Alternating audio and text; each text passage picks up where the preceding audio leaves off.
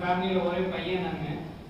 அப்படி இருக்கும்போது heart problem இருந்துச்சுன்னா டாக்டர் போனோம், 85% அடைப்பு இருக்குன்னாங்க. அதுக்கு ட்ரீட்மெண்ட் எல்லாம் எடுத்து பார்த்துட்டு ஆப்ரேஷன் ட்ரீட்மெண்ட் போகல, மருந்து மூலமாக சரி பண்ணக்கூடிய ட்ரீட்மெண்ட் போச்சு. 6 மாதத்துக்கு ஒன்ஸ் வந்து ஒரு 6 பாட்டில் மருந்து ஏற்றணும். டெய்லியுமே ஒரு முதல்ல ஆரம்பத்தில் ஒரு 16-17 மாத்திரை டெய்லி கொடுத்தாங்க.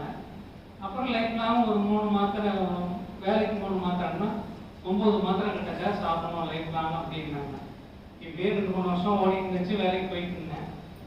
தற்செயலாக யூடியூப்ல பார்த்துட்டு இருக்கும்போது, சும்மா இருக்கும்போது பார்த்துட்டு இருக்கும்போது உங்கள் நண்பன் போட்டு சரவணையாவுடைய வேட்டை நாயின்னு ஒரு கதை வந்துச்சு. என்னோட நம்மளே நாய் மாதிரி தானே இருக்கோம், இந்த கதையும் ஏதோ வேட்டை நாய்ங்கிறார பார்ப்போம். உள்ள போய் கதையெல்லாம் கேட்டேன் நான். ஆனால் முடிக்கும் போது ஒரு 4 கேள்வி கேட்டார். அந்த 4 கேள்விக்கு எனக்கு பதில் தெரியல. அப்போ கதை சொல்லி ஏதோ கேள்வி கேட்கறானே, இதில் ஏதோ ஒன்று இருக்கு, சரி உள்ள போய் பார்ப்போம். நம்ம யூடியூப்ல தான் ஒன்று பார்த்துட்டாங்கன்னா வரிசையாக வருமே. அப்படி பார்த்துட்டு இருக்கும்போது தான் ஒவ்வொரு ஸ்பீச்சா அவருடைய ஸ்பீச்சு கேட்டேன்.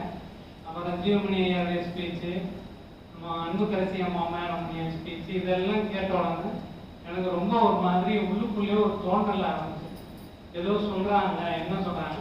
ஐயாவுடைய ஸ்பீச்சுன்னு கேட்ட ஆரம்பித்தேன். அப்புறம் முகாம வீடியோ ஆன்லைனில் பார்க்க ஆரம்பித்தேன். அப்போ ஏதோ ஒன்று சொல்கிறாங்க, அது பார்க்கணும், இது என்னன்னு தெரிஞ்சுக்கணுங்கும் தான் ஃபோன் நம்பரை பார்த்துட்டு வனிதா மேடம் ஃபோன் பண்ணேன். நீங்களும் நியாயம் ஒரு புக் இருக்கு மேடம், அதை அனுப்புங்க. உடனே அனுப்பிட்டாங்க, காசு கூட கேட்கல. அப்புறம் நான் தான் அனுப்பி வச்சேன். அதை படித்து பார்த்துட்டு இருக்கும்போது தான் போன வருஷத்தில் ஒரு நாள் ஐயா இந்த மாதிரி பீச்சில் ஒரு 10 நாள் வந்து இருப்பாங்க, சத்சங்கம், நீங்கள் வந்து கலந்துக்கிடுங்க அப்படின்னு வீடியோவில் பார்த்தேன். சரி ரைட்டு, நம்ம ஆஃபீஸ் கோபாலபுரம் தான், அங்கே வந்து 10 நிமிஷம் தானேன்னு ஐயா வந்து சத்சங்கத்தில் வந்து கலந்துக்கிட்டேன். டெய்லியுமே வந்துடுவேன். 7:30 மணி ஆஃபீஸ் முடிஞ்சோடனே 7:30 வந்துடுவேன். 8 வரைக்கும் இருப்பாங்க. கூடயே உட்காந்துருப்பேன். எல்லாரும் கேட்பாங்க, பதில் சொல்லுவார். நானும் சில கேள்வியெல்லாம் கேட்டேன்.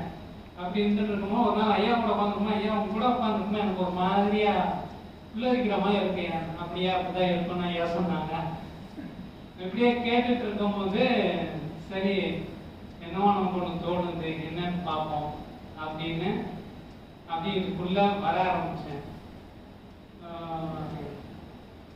தமிழ் வருஷ பிறப்பு அன்னைக்கு அன்னதானம் ஆரம்பிக்கணுங்கிற மாதிரி ஒரு போட்டிருந்தாங்க யூடியூப்ல. நான் சம்பளம் வாங்கணும்னா ஒரு 100 ரூபாய் காணிக்க ஏதாவது கோயிலுக்கு போடுவேன். அன்னைக்கு வந்து அதை நிப்பாட்டிட்டேன். அன்னதானத்துக்குன்னு பௌத்த மிஷனுங்க அனுப்ப ஆரம்பிச்சாங்க.